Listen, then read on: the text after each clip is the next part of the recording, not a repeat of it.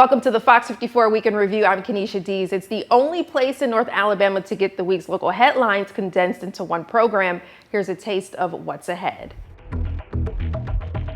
Our top story this week, as the federal government shutdown continues and millions are at risk of losing their SNAP benefits, we took a look at some local groups trying to help affected workers.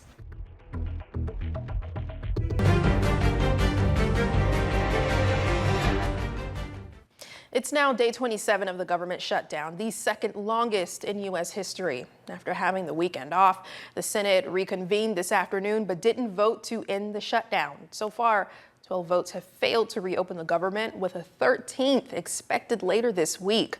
The lack of funding has caused more than 1 million federal employees to miss paychecks and is affecting national funding for farmers. Shutdown also affecting Supplemental Nutrition Assistance Program, or SNAP benefits, a federal program that helps millions of Americans pay for groceries using government funding. The USDA announced today they're not distributing those benefits next month, saying the government shutdown froze payments through the Department of Human Resources. Fox 54's Caleb Aguayo shows us how that's affecting residents here in Alabama. The State Department of Human Resources made the announcement earlier today. The USDA's Food and Nutrition Service has suspended SNAP benefits for the entire month of November. Those benefits, totaling over $140 million statewide, are federally funded. With the government shutdown entering its fourth week on Wednesday, many federal employees are relying on SNAP benefits in the absence of a steady paycheck. But the suspension, beginning on Saturday, leaves people with less than a week to find some form of food assistance. Local food banks are stepping up to help out everyone that's going to need the assistance. They tell me the suspension is going to impact more than 750,000 Alabamians. We hope that it's going to get resolved as soon as possible, but hope doesn't really make for a great plan. So we wanted to make sure that we were prepared. So we have food available. We have more food coming in.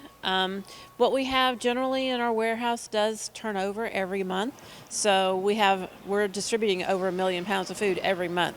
So yes, we have food right now, and we will have food. We've been doing this for a long time. This is when, we know how to get food out to the community. We, specifically help during emergencies, and that's what this is. The DHR is urging people who need the assistance to reach out to a Feeding Alabama affiliated food bank, which covers the entire state. In Huntsville, I'm Caleb Aguayo, Fox 54 News.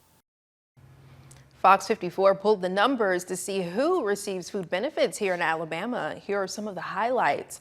The biggest age group of recipients is children. They make up 43% of those receiving SNAP assistance. More than 323,000 kids across Alabama depend on these benefits for their daily meals. The program also serves as a lifeline for seniors and people with disabilities. Nearly half of all households receiving SNAP have a disabled member, and about a third include a senior citizen. The average benefit amounts to $6.31 per person per day. And contrary to some common misconceptions, most of these households are working. 3 out of every 4 SNAP households in our state have at least one person earning a paycheck, using the program to bridge the gap between low wages and the cost of feeding their family.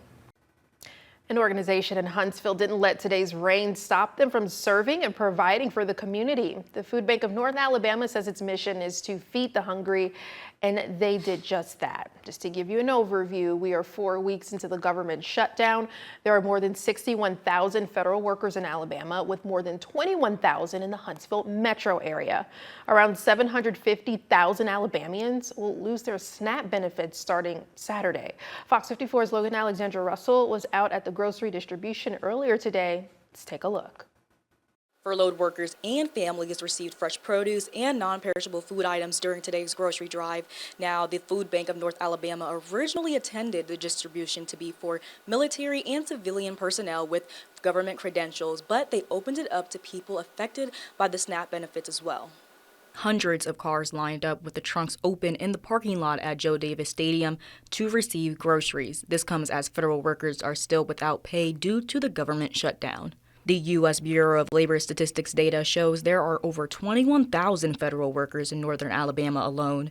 The groceries handed out today are a continued effort by the food bank to give back to those affected by the shutdown. The food bank did a special food drive for TSA workers last week. The spokesperson says the organization will do a distribution for those affected by the shutdown every week until it's over. This is the core of what we do. We help people who need food assistance, and with so many people who are being affected by the government shutdown, this is the first time since we've been around, the 40 years the food bank's been in this community, that a government shutdown has gone on this long and affected people's paychecks this way.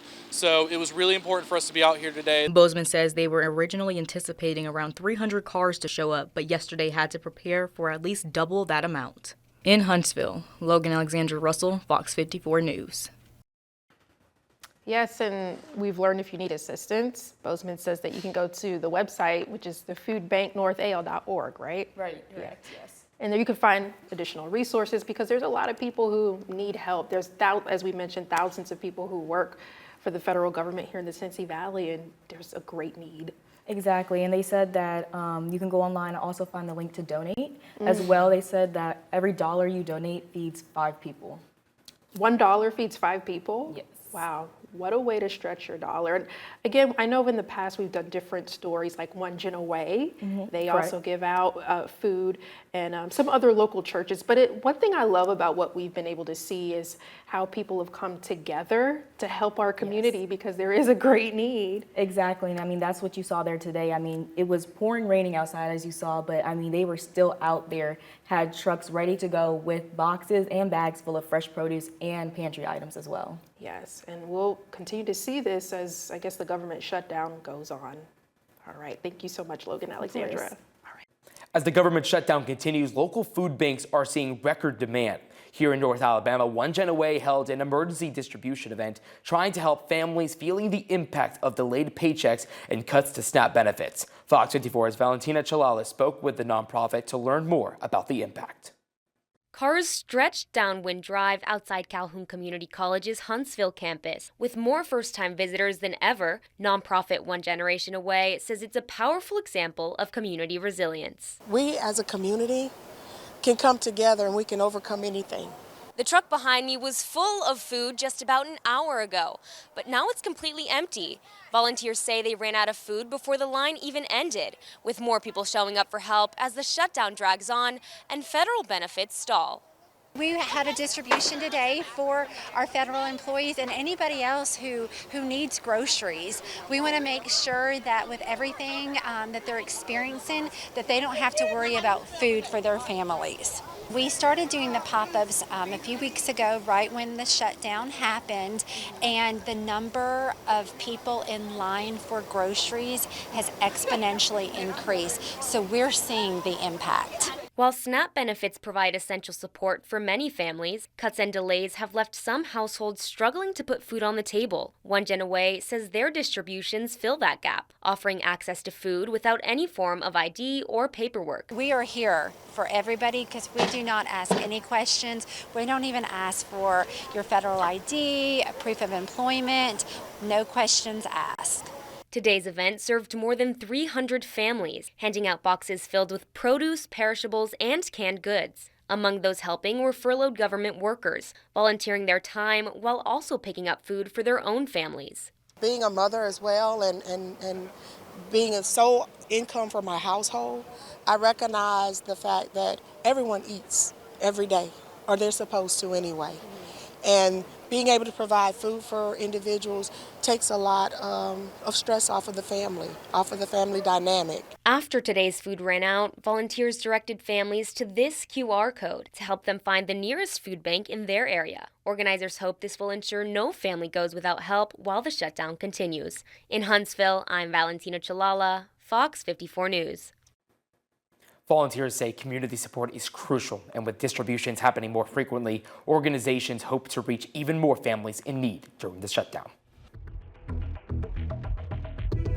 Deschler High School student August Borden was seriously injured on campus about 2 months ago. This week, protests were held calling for justice for August as questions remain about exactly what happened. Many people are lining the streets tonight for the second protest of the day in response to a serious injury at Deschler High School. The demonstration highlights concerns over safety and accountability in the community. 15-year-old August Borden suffered severe head injuries in a fall outside Deschler High School, and his family say he faces a long and challenging recovery. The family filed a civil lawsuit, and even though the DA says no criminal charges will be filed, supporters are pushing for transparency and accountability from school officials. Fox 54's Valentina Chalala is live at the second protest outside West Morgan High School, bringing us the latest from the crowd in the community. Valentina, what's it been like throughout today? Well, protesters should be gathering here shortly, just about an hour and a half before Deschler faces off against West Morgan in a football game tonight at 7. Organizers have told me that they're using this game as an opportunity to highlight August Borden's story. Earlier today, demonstrators marched through downtown Tuscumbia, starting at Deschler High School and ending at the Tuscumbia Board of Education building. Protesters held signs and chanted in support of August Borden, calling for transparency and accountability from school officials. Protesters say the goal is to keep pressure on leaders and ensure the incident that left Borden seriously injured is fully addressed. Now, I've never wanted my son Elijah to play football, but all he talks about is football.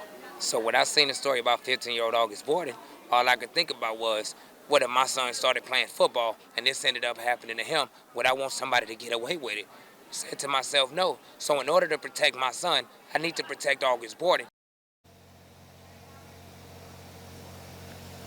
Despite the DA saying no criminal charges will be filed, people continue speaking out in support of August Borden, demanding transparency. Live in West Morgan, I'm Valentina Chalala, Fox 54 News. A third protest was held today in Tuscumbia as community members continue calling for accountability in the case of Deschler High School student August Borden, who was seriously injured at school a few months ago. The 15-year-old was seriously injured after a football workout back in August, suffering multiple skull and facial fractures. Investigators say the accident happened while horseplaying with a teammate, but many in the community believe that's not the whole truth. Fox 54's Valentina Chalala has more. Protesters gathered outside the Colbert County Courthouse around 10 a.m. chanting, holding signs, and urging officials to release the full details about August Borden's case. As time went on, the crowd grew full of concerned parents, Deschler High School alumni, and people wanting to see change. I have grandchildren, and it really hurts that they would do a child like that to cover up something like that. It's very wrong.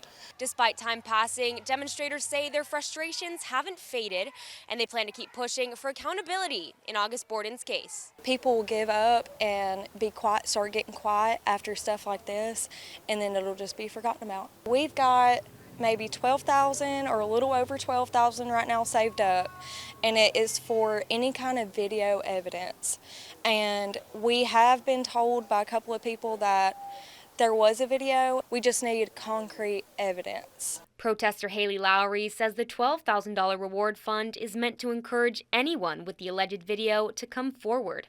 Many continued chanting outside the courthouse, calling for District Attorney Hal Houston to be voted out after no criminal charges were filed. Justice for August! Justice for August! Justice for August! I hope the truth comes out, and that's the main thing. Because somebody harmed that child. I'm not going to sit here and debate stories of what's happened, but somebody hurt that child. They know the truth. Children are our future. They're the legacy of this world. And what kind of world is it going to be if we teach them that this stuff is okay? After speakers addressed the crowd, protesters began marching toward Deschler High School, still holding signs and calling for justice. In Tuscumbia, I'm Valentina Chalala, Fox 54 News.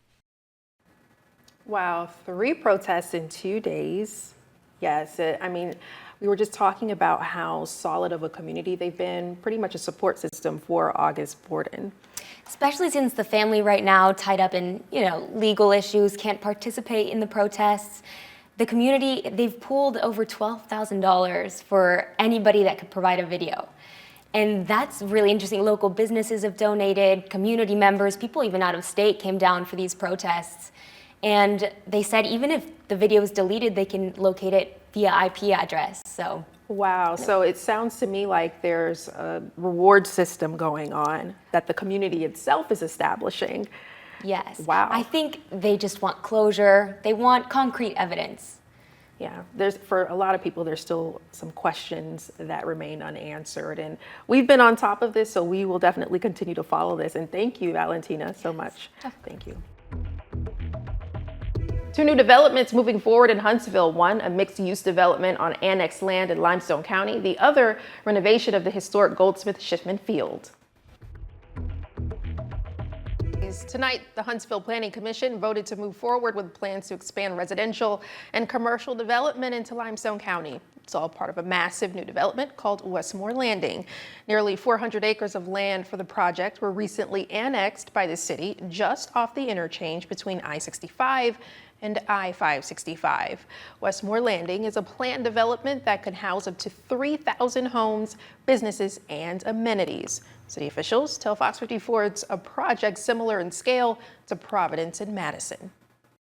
When housing comes, it really needs a lot of supportive uses. You want to be able to shop, you want restaurants, you want schools.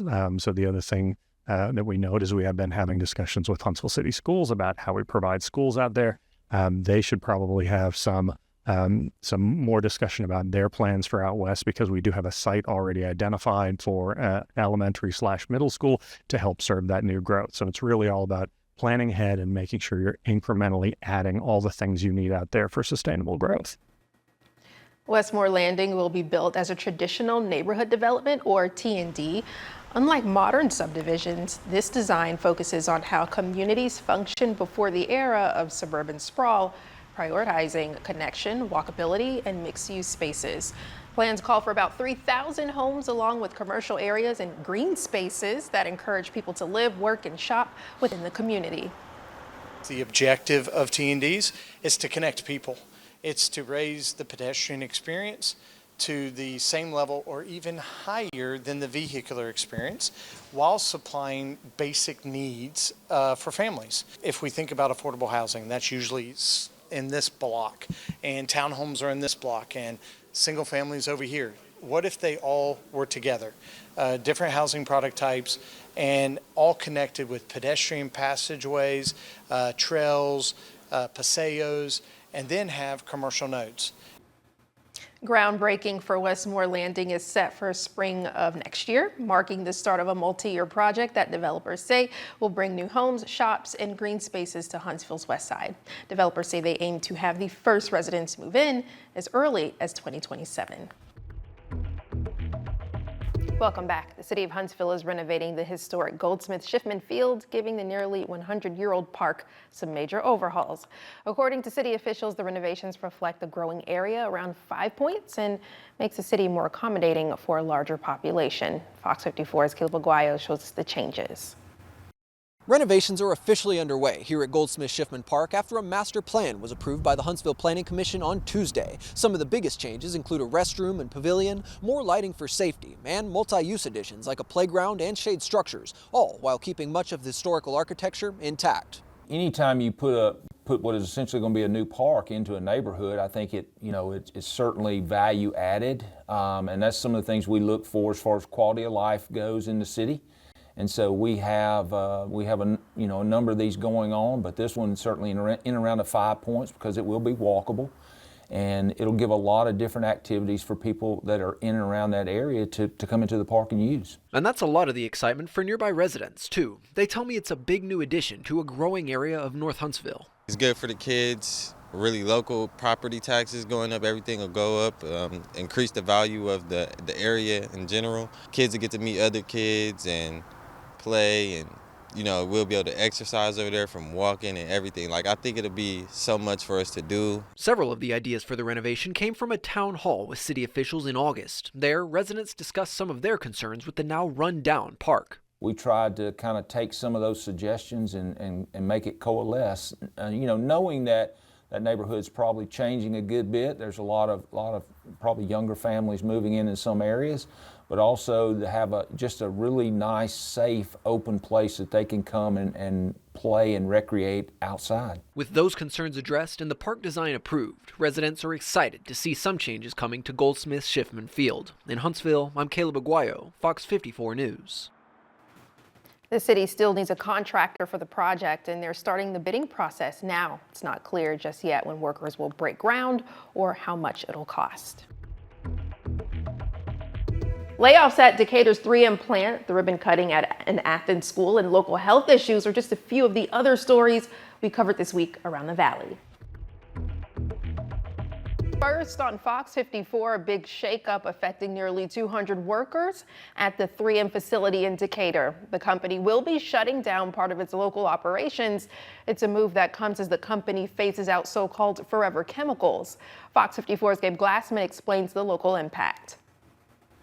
Multiple jobs are being affected as 3M is deciding to consolidate part of their operations in Decatur. The company tells Fox 54 this move will impact around 170 jobs locally as the site, for the most part, stops the chemical production by early 2028. 3M tells us, quote, as part of 3M's ongoing focus to optimize its operations related to the announcement, 3M intends to consolidate the majority of the non-PFAS specialty chemicals currently produced at its Decatur, Alabama site to its Cordova, Illinois site. I guess my initial reaction is that it's always sad for people when people lose their jobs. And I can't say that how impactful it will be on our immediate city, but it will be impactful in our region. It's always disappointing when we have situations like this and people lose their employment. The Decatur-Morgan County Chamber of Commerce president and CEO Crystal Brown says, quote, while 3M is making adjustments to its chemical operations, we are thankful that they will continue to focus on the production of their specialty films here in Decatur. 3M has been a strong community partner and a good corporate citizen for many years, and we appreciate their continued presence in support of our local workforce and economy. Plans now for the Decatur site include the continuation of producing specialty films which support the company's worldwide supply chain. From Decatur, Gabe Glassman, Fox 54 News. 3M says employees whose jobs are being cut can apply for other positions within the company. They add they'll be offering severance packages and transitional support as well. A new era in education is getting started in Athens. After months of construction, Julian Newman Elementary School held its ribbon cutting today, showcasing the new school. Fox 54's Logan Alexandra Russell got to see the building today. Let's take a look. Julian Newman Elementary held its ribbon-cutting ceremony today. Now, the gym was filled with faculty, staff, students, and their families all there to celebrate. The planning process for the new building started in 2023, and the groundbreaking happened in 2024. The 85,000 square foot building is built on the same site as the old school off of Julian Newman Drive in Athens. Classes started in the new building on August 5th, but today's ceremony is the official public welcome. The school is now home to nearly 500 pre-K through third grade students and 60 staff and faculty members. Charlotte Birdsong, the school's principal, says educators have always played a crucial role in a student's education and that she is thankful for the staff's support. You can call on any teacher at any time and they will come and support you. So that has been probably the biggest, takeaway from just my experience here at Julian Newman. I was a student here, I taught here, and now I'm a principal here, so my roots are very deep, and I feel that that's a blessing that I know what this school stands for, and I try my best each and every day to make sure that that is continued. After the ceremony, the community was able to tour the facility with 32 classrooms, 6 shared spaces, a music room, a STEM lab, a media center, an art room, and 2 gyms. Students are set for learning. There are also 2 storm shelter areas for students, faculty, and staff. In Athens, Logan Alexandra Russell, Fox 54 News. The new facility can accommodate up to 750 students. Athens City Schools says its mission is to empower all students for lifelong success. Halloween is Friday and the holidays are just around the corner too. Flu season is getting ready to ramp up, but there's still time for you to get your flu shot. September and October are the optimal times to get your shots ahead of flu season. Doctors say now is the best time to let the vaccine do the hard work to protect you and others from the flu. You want to have that immunity build up before your family gatherings, before you're getting together with friends, relatives, because everybody's going to be in close proximity, and the flu is very contagious. So if you're already immune to the flu, that lessens your chances of getting it, or at least getting a bad case of it. And you don't want to spread it to your family and friends. Central North Alabama Health Services offers the flu vaccine at any of their clinics. In Decatur, a new primary care center opened its doors, looking to serve everyone, including disabled patients. Today, Bridgeport Primary Care, which is owned by the Centers for the Developmentally Disabled North Central Alabama, will treat all patients over the age of 18 and will support treating those who are disabled. For CEO Brad Romine, work was done at the primary care building to ensure everyone can receive proper medical care. We wanted to be able to provide that same level of support and care to the community at large, and be able to provide a level of care for those individuals that might be differently able or need accessibility. So we have exam tables that are fully accessible. We have wheelchair scales, so we can actually get accurate weights for individuals that utilize a chair for ambulation. That was really the focus of the clinic, was making sure that it was accessible to anyone. Romine says the reason the clinic's location was selected was so that it'll be close to several group homes to provide care as needed. It's fall, and that means spooky season attractions. Our Gabe Glassman went behind the scenes at Arx Mortis.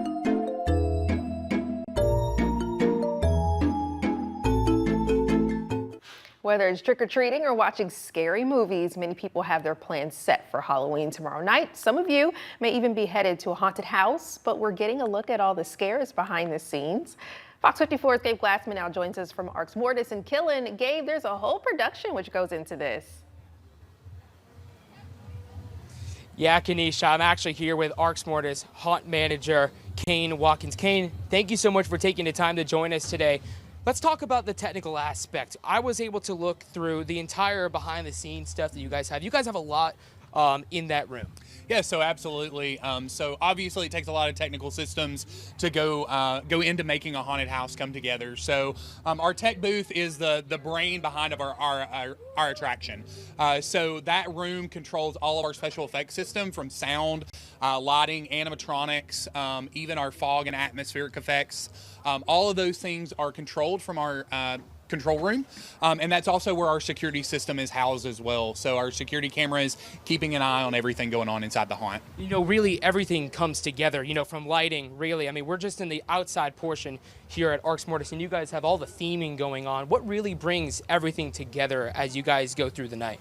Yeah, so absolutely. So we have a whole team effects individuals who work on all of our technical systems, and they're working together to bring the entire show together. So we always say that our haunt is just a really cool building with cool stuff to look at until we put the actors inside. But our actors are trained to work with those technical systems. That way they work with the scene that they're in to be able to bring the entire show together. Okay, and I want to know, if there was one animatronic, if there was one light, one sound effect that you would find the coolest, can you give us a little tease into that? Yeah, absolutely. So we have a animatronic in our haunt in the Covington Clinic section called Dr. Disembowelment. So I don't want to give it all away, but he's a really cool animatronic. Starts really far away and he comes out to where he's right in your face. A lot of movement, a lot of sound, a lot of special effects that go along with him. So he's just a really cool show on his own. Okay, and thank you so much for joining us. Yeah, no problem. Make sure you guys stick around tomorrow and Saturday because we have some more frights in store for you. Live in Killen, Gabe Glassman, Fox 54 News. In the spirit of Halloween, it seems fitting for one of us to go through some scares of their own. It's turning into an annual tradition for Fox 54's Gabe Glassman, who was back at Arx Mortis in Killen last night. We take a look at some of his best moments. Last year, you'll remember, I went through the Deadwater Bayou portion of Arx Mortis here in Killen. Hello! Set your place near the death of infinity. I don't want to! This year, we're back here at Arx Mortis going through Sir Cecil's Big Top and the Blood Hive portions of the haunt. They do a lot of... Look at him, he's tiny! He's a freak! That's my pipe! Give me that! I'm sorry. Give me my pipe! I can't give you... Oh my gosh! Goodness me! to destination. Wrought upon the floor. There is everything happening. Yes. Oh! Look, it's all organic, locally sourced. This way. If you want to see the full version of this show, you can check out Fox 54 Plus. From Killen, Gabe Glassman, Fox 54 News. A brave soul, that Gabe. Well, make sure you check out Fox 54 News tomorrow night, where we'll be taking a behind-the-scenes look at spooky season comes to a close. Let's wrap up this week by meeting our latest top teacher of the 2025-26 school year, April Thosen of Curated School, where she's making a mark in her first year. Now, Fox 54's top teacher, sponsored by Calhoun Community College. I'm excited to introduce this Morgan County teacher. It's her first year at a new school, and she's already making an impact on her third graders, her peers say. I walked into her class myself, and I am inspired. Meet this week's Fox 54 top teacher, April Thosen from Curated School in Somerville. For third grade teacher, okay, we need to regroup, don't we? April Thosen. It didn't take her long to know this. How many ones do I need to trade? Is her calling. I knew that this is what I wanted to do early on, and then my oldest son had learning disabilities, and so with that I knew that I had something to give. Thosen has been teaching for 12 years, coming from the Madison County school system. She spent 7 of those years teaching third graders, and it's her favorite. Yes, it's a good grade. It's challenging, but yes, I enjoy it. This year is her first year at Curated School. Thosen says she spends her time building in areas where her students need help the most. My kids were working on a program that they use weekly, while I worked with students one-on-one where their needs were. So what they need to fill gaps or to help get them where they need to be. Her principal, Ben Estes, says third grade is an important year for kids, and Mrs. Thosen meets the need. Super critical that they get the skills they need, and she's been doing a great job of giving them those skills. I think she just dives into her work and just really cares about making sure that she's active and engaged. Thosen says it also takes creativity to keep the students engaged. They're 8 years old, so they need to move around. The recess in PE is not enough. And Thosen hopes when they move on to fourth, she's done her part as a teacher. Oh, I hope that they know everything they need to know to be successful in third grade. And I hope they don't forget me. Well, you are certainly unforgettable. Congratulations, Mrs. Thosen, for her full interview. In the moment she was surprised as the Fox 54 top teacher, go to Fox 54 Plus. Also, nominate a deserving teacher at fox54.com. Thank you for watching Fox 54's Week in Review. Count on Fox 54 Plus to bring you more great programming with in-depth local specials, locked on sports, true crime, cooking shows, wellness experts, and continuing weather coverage. For everyone at Fox 54 News, I'm Kenesha Dees. Have a great weekend.